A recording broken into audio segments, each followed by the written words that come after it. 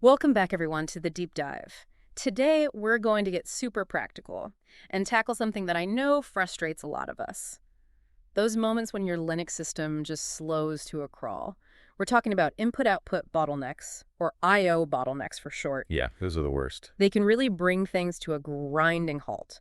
Whether it's applications feeling sluggish or even simple commands taking forever, these I/O bottlenecks can be a real pain. And that's exactly what we're diving into today. Exactly. We're going to walk you through how to identify them, pinpoint what's causing them, and ultimately resolve those issues so you can get back to work. And to guide us on this deep dive, we have a fantastic YouTube video that walks through a live troubleshooting session of I/O performance issues on a Linux machine. So we'll be extracting the key steps, the logic, and the insights from this video to give you a practical understanding that you can use immediately. Right? It's all about giving you actionable information. Now, before we get into the nitty-gritty, I want to acknowledge the expertise that makes it possible for us even to discuss these challenges effectively. This deep dive is brought to you by Stonefly.com.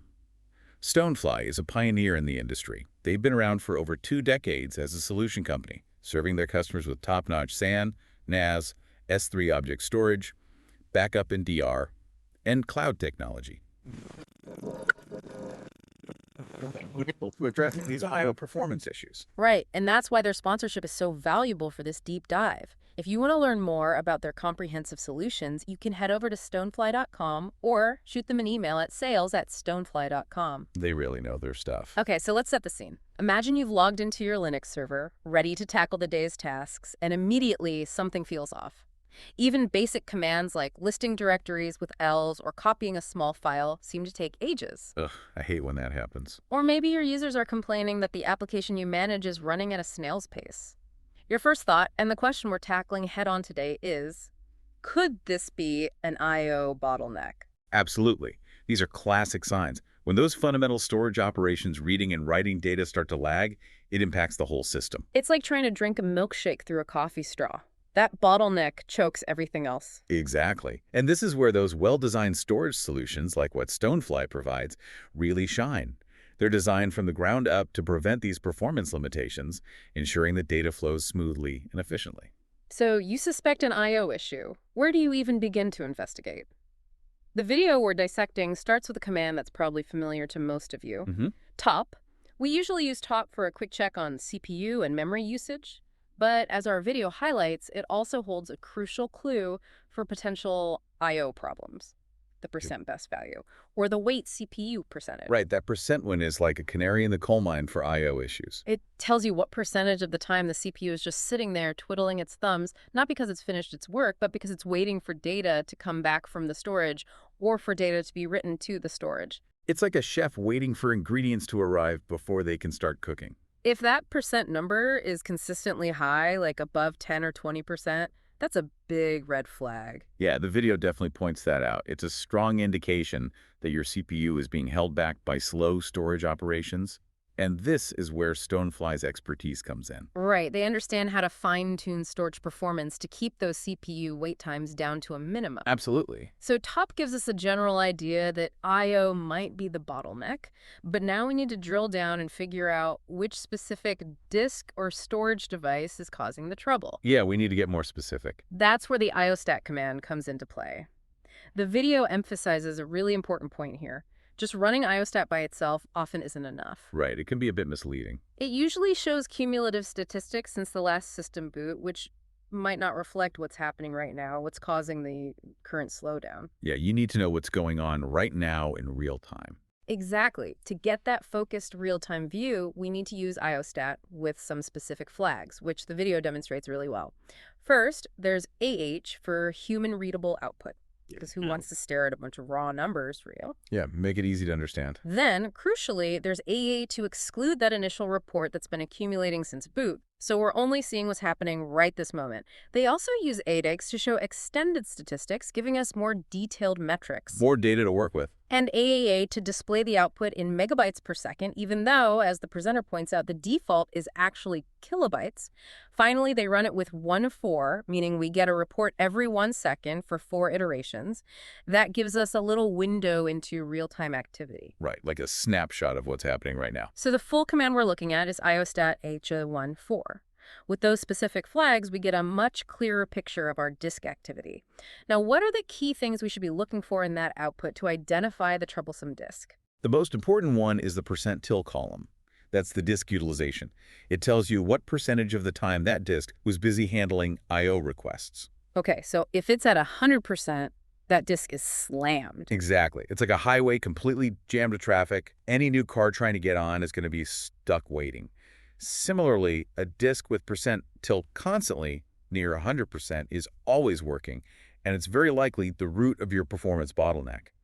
On the flip side, disks with very low utilization, like close to zero, those are probably not the issue. Right, they're just chilling. The video shows a great example of this. Yeah, they had one disk, XVDF, that was almost always at 100% utilization. Pegged to the metal. Meanwhile, another disk, XVDF, was practically idle. That difference tells you right away where to focus. So understanding and optimizing that disk utilization is key for good storage performance. And of course, it's something that Stonefly really emphasizes in their storage solutions. They're all about making sure those disks are running efficiently. Okay, so IOSTAT has helped us narrow it down to the specific overworked disk, but we still don't know exactly what's causing all that heavy utilization. Yeah, is it a specific application, a process that's gone rogue, something else? We need to figure that out.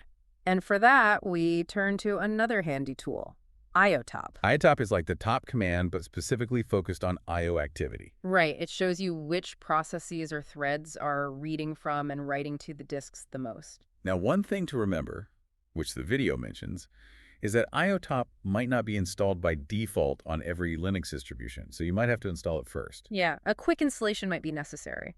The video shows how to do it on Red Hat-based systems using yum install IOTOP. Right, and it'll be slightly different depending on your specific Linux distribution. But once you have it installed, you can run it and see a list of all the running processes. Which can be a lot to take in. It can be a bit overwhelming, but there's a trick to filter out the noise and focus on the processes that are actively using I/O right now. Yeah, we need to cut to the chase. That's where the O flag, or sometimes O, comes in. This tells IOTOP to only show processes that are currently doing I/O operations, reading or writing data. So it's like a live view of what's actually happening on the disk. Exactly. The video demonstrates this really clearly.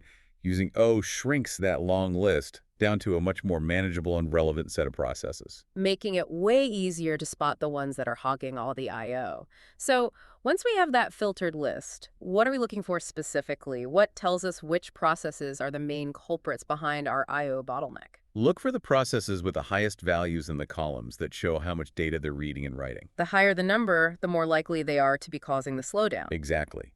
The video shows a good example of this. They see a kernel worker process doing some I/O, but they point out that those usually aren't the main problem for users. More importantly, they find two other specific commands that are responsible first to the I/O on that busy XVDF disk we found with IOSTAT. Right, so once you've identified the I/O hogs, you can take action. You can figure out if they're legitimate. Right, like maybe it's a crucial but resource-intensive task that just needs to finish running. And now you understand why it's causing a slowdown. Or if you find rogue processes or a buggy application causing excessive I/O, you might need to stop them to get your system responsive again. Exactly. This kind of visibility into I/O activity at the process level is essential for good system administration. And it's a perfect example of the deep understanding of system behavior that companies like Stonefly bring to their storage solutions. Right. They make sure their customers have the tools and insights they need to maintain optimal performance. Absolutely. Okay, so to recap our troubleshooting workflow, first, we used TOP for that high-level overview, looking for a high % value that suggests an I/O bottleneck.